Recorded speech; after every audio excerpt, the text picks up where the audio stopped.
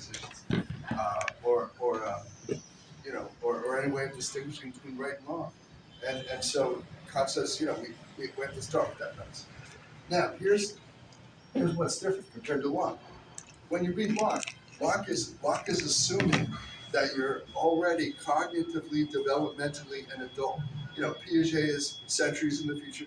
All these psychologists of the 20th century who studied cognitive development, that's development of the mind, uh, demonstrates that you go from concrete thinking to abstract thinking. That's everybody has that capability.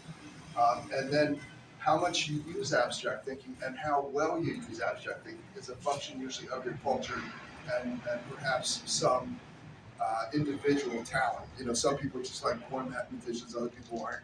But the point is, Kant actually understood the developmental issues. Why? Because when you read his Critique of Practical Reason, by the way, where does this term come from? We haven't really studied it yet. We will doing virtue. I think this is directly out of Aristotle. Aristotle calls it practical reason. Why does he call it practical reason? Anybody remember? Because it's opposed to theoria in Greek, which means theory. So theoretical principles are what you use to study nature. But the problem with applying general principles to everyday ethics is that circumstances are always going to shift around, and you can't. You take a generalizable ethical principle like don't murder. It's in the Ten Commandments. Everybody figured this out a long time ago. You don't murder people. Okay. It applies to whom? Everybody all the time. You would think, but remember my earlier example of John Steinbeck's of Mice and Men. Here's a mob coming, completely pitchforks and torches, going to kill his friend who was accused of a false crime, of course, and. So he has a choice. He's got a gun. So his choice is to watch his friend get a hideous, torturous death, or just kill him. Right now. Well, here's a guy guilty of murder. Look at his motives. That's why we have first degree, second degree, and third degree murder charges. Look at this guy's motive. He was trying to do something compassionate and empathetic to save his friend meaningless and gratuitous pain. He was going to die either way. So to me, that's a really different thing than just cold-bloodedly killing somebody. And this is Aristotle's point. It's Kant's point.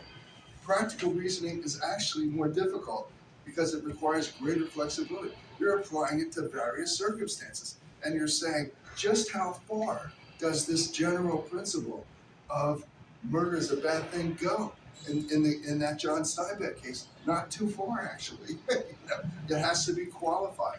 You got to look at the motives, like empathy, whatever. The motives. What's that about, Dr. Peters? You got to look inside. You got to make interpretations of what's going on in people's minds. Kant understood that. Our law understands that now, thanks to people like Kant, who said, no, it's just not a behavioral thing. If I pull out a pistol and shoot somebody, the discussion isn't over. You have to interpret why the person did it.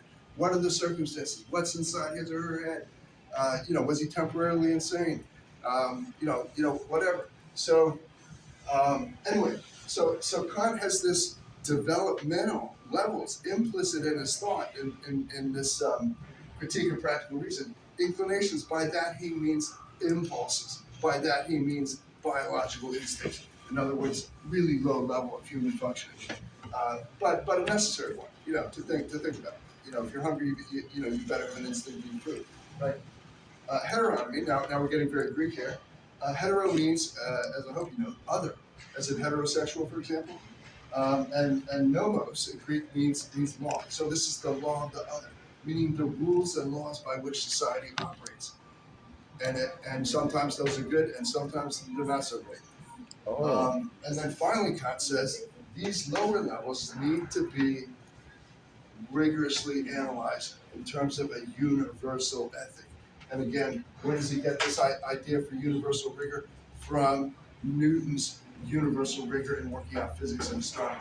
He says what we need to do now is go beyond utilitarianism, go beyond John Locke's self-interest, and start thinking like Newton in universalistic terms. And it's especially applicable, Kant says, in his last work, to the problem of world peace. And that's why his last work is Perpetual Peace. Because when you can embrace the other, and think of the other and feel for the other like a human being, you maximize the dignity. Surprise, surprise, surprise. And Kant says our biggest problem is we haven't maximized human dignity. He says that laments at the end of the 18th century and the beginning of the 19th. And then we went on to do what? In America, we went on to have a bloody civil war. We went on to have lovely World War II and so on, and Vietnam and Iraq and on and on and on. Showing us the value of Kant's thinking and the fact that our culture apparently hasn't absorbed any of it. You know? So, all right. So the cool thing about this is Kant understands that this is the final product of a long development of human beings. You can't expect anything else out of a 3-year-old. I want my mommy. I want that apple. You know, just whatever. That, you know, that's all the capacity they have. Don't punish them for that. They're just being an organism. You know? And that's all they can be at that age. You know, and they need that organismic basis to grow up to be a sane human being. Don't punish it. You know, you can teach them limits, of course. No, you can't have 16 apples. And Junior, no, you can't, as I tried to do when I was 5. Eat every candy bar in that bag after you went out for Halloween. So, you know, you can have one, and then another day. I can hear my father saying it to me when I was about 5, because of course I wanted to eat like a pig, all 32 bars or whatever the heck, and he knew what the consequence of that would be. I did not at that age. Anyway, so the point is, this is Kant understands that there's a developmental basis to this. Very, very important. Dialectical reasoning. In Anglo-American culture, we tend to reason in linear ways. If I do this, then that will happen. That's it. We don't think in terms of the plays of opposites. So when you are thinking about terrorism, for example, we say, "Oh, Saddam Hussein. Osama bin Laden. Oh, he's so wicked. He's so evil." And by contrast, we're so good. No, we co-created this guy. We gave him money. We gave him weapons. We said, "Oh, go fight those nasty Soviets, those dirty commies." Yeah. You're freedom fighters, we said to Osama bin Laden. No, and then suddenly we said, no, same thing with Saddam Hussein. America co-created Saddam Hussein. Osama. Again, money, all kinds of stuff. We got rid of the prior guy, our CIA, took out the guy before him. We put him into power. The French sold him planes. The Germans built him a bunker worthy of Hitler. The whole West conspired to make Saddam Hussein who he was. And then in 2003, someone said, "Oh, Saddam Hussein, he's the worst guy ever." No, we co-created him. This is dialectical thinking. Kant understood that. Now remember where you first heard this. Way long time ago. In the Iliad. What's the structure of the Iliad? Exactly the same. First he's a selfish so-and-so. Then he gets mad because somebody violated the social rules. "Oh, you killed my bosom buddy, Patroclus. Now let's watch what I do to you." And that's usually about as far as we can go in America. My entire class when I was teaching ethics in the year 2001 said, "Oh yeah, now we got to go over. What we should do is go over to Afghanistan and kick some butts, and we need to build a tower taller than the one that was destroyed." I mean, exactly the thinking of Achilles with Patroclus. All they wanted was revenge. And what was the end result of that going to be? A spiral of violence in this ridiculous, endless, in principle, war against terror. Again, America ended up in 83 different countries. Are you kidding me? That was their definition of the war on terror. What the heck is that about? More like a war on their own insanity. Anyway, but again, Kant had the response to this 2 centuries before. You got to keep the opposites in mind, Kant says. And then dialogical. And of course, how does a community know anything, decide anything? Through dialogue, through teaching, through learning. Talking about what's the best alternative, talking about what are the consequences. Who in America talked about that, either the human cost or the financial cost of that 2003 war in Iraq? Who was talking about it at the time? You go back and listen to people talk about it. Nobody was talking about it at the time. And of course, Kant's whole point is, that's exactly when you need to talk about it, when you're making the initial decision. You don't talk about it 20 years later. Oh, I think maybe that was a little bit of a mistake. Oops. Well, hundreds of thousands of people dead later and $7 trillion later, a pretty costly mistake, I would say. Um, and again, Kant, clear as a bell, lays all this stuff out. Um, all right, so, and again, our thinking about stuff tends to be static. We're the United States, and we're the exception to the rest of the world. Anything we do is by definition good. Why is that? Because we're the United States. This kind of exceptionalism you can see in American mentality right from the beginning. And it goes all the way through. And some of it was connected to imperialism, some was connected to racism. But all that needs to be, as Kant would say, critically examined before you say, this is the right mythological assumption that I'm going to ride forward. Again, 90% of Americans voted for that 2003 war, both congressionally and popularly. Wow.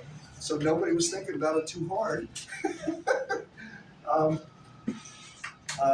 By monological, I mean how modern science operates with objects so-called beneath the human. In other words, when we are looking at a thing, when we're looking at an animal, we talk to it. This is your structure, molecule of water, but we don't listen. we got no ears to listen. When you look at any tribal person, they're in a dialogical relationship with nature. They say things to nature, and nature talks back, and they listen. The only language of nature we know is mathematics, but that's very, very abstract. Our romantic poets know about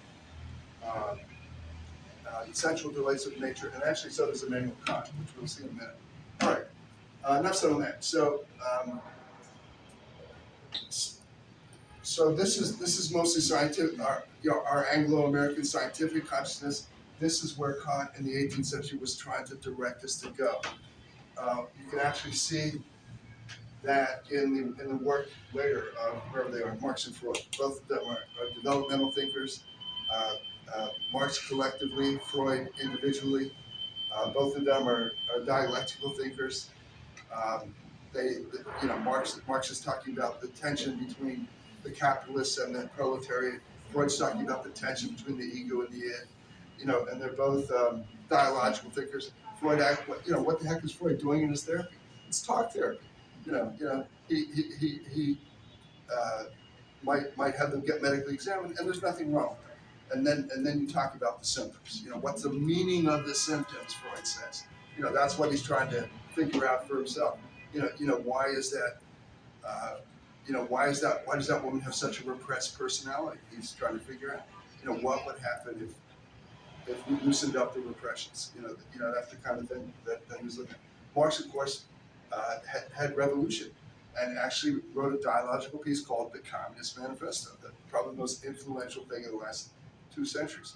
Again, early in the 20th century, you heard me, between 2/3 and 3/4 of humanity subscribed to some version of Marxism. Wow. Why? Because everybody was recognizing the limitations of our liberal definitions of human rights, meaning fair trial, that's great as far as it goes. Voting rights in politics, that's great as far as it goes. And civil rights, like free speech, freedom of religion, great as far as it goes. It's not abused. But most of the world's problem at that point in the 19th century, and it still is that people don't have socioeconomic rights. In America, you don't need healthcare. Why do you need healthcare? You mean you get sick? You mean you get broken bones? Oh, I'm shocked. The only culture that said, 50 million people don't need to be insured for healthcare. That was the case when Obama became president. Unbelievable. Nobody else in the world is operating that way.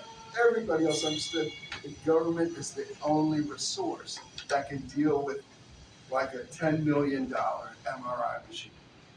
And if you make people pay out of their pockets for that, they'll go bankrupt. And of course, we had thousands upon thousands of bankruptcies in America.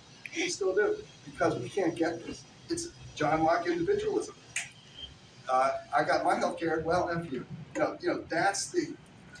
was the attitude, and still is, of half our country. It's just unbelievable.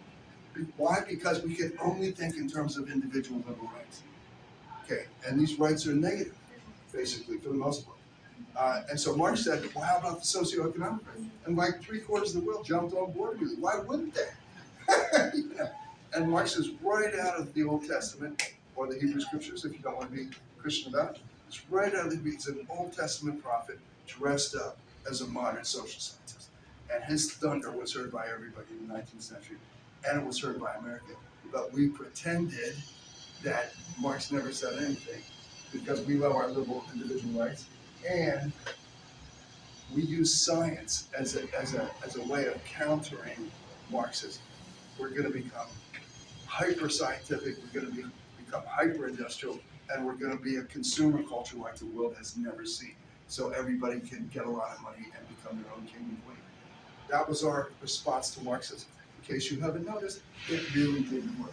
We ended up with the most ridiculous distribution of wealth since the Roman Empire. It's really an embarrassment. But that's, why? Because